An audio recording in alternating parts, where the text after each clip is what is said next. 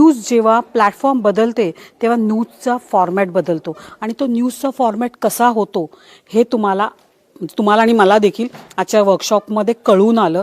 5 platform जे म्हणजे newspaper, magazine, radio, digital आणि TV याच्यामध्ये तुम्ही हेडलाईन देता, एखादी बातमी कव्हर करता, तर ती कशा प्रकारे कव्हर करायला पाहिजे, तर त्याचं हेडलाईन कसं असायला पाहिजे याची अतिशय उत्तम माहिती आजच्या वर्कशॉपमध्ये दिली गेली.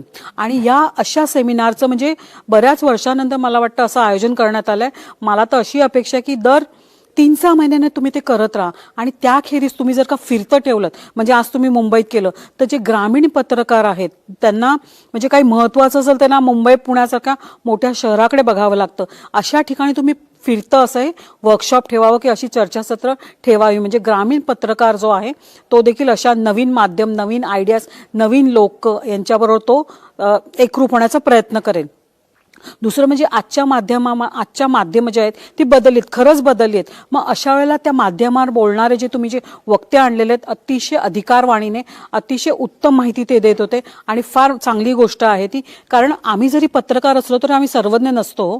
आम्हालाही माहितीची गरज असते. आम्हाला देखील कुणीतरी काही सांगावं लागतं आणि हे कुणीतरी म्हणजे हे जेवढं मोठं व्यासपीठ आहे ते अतिशय उत्तम साधन आहे.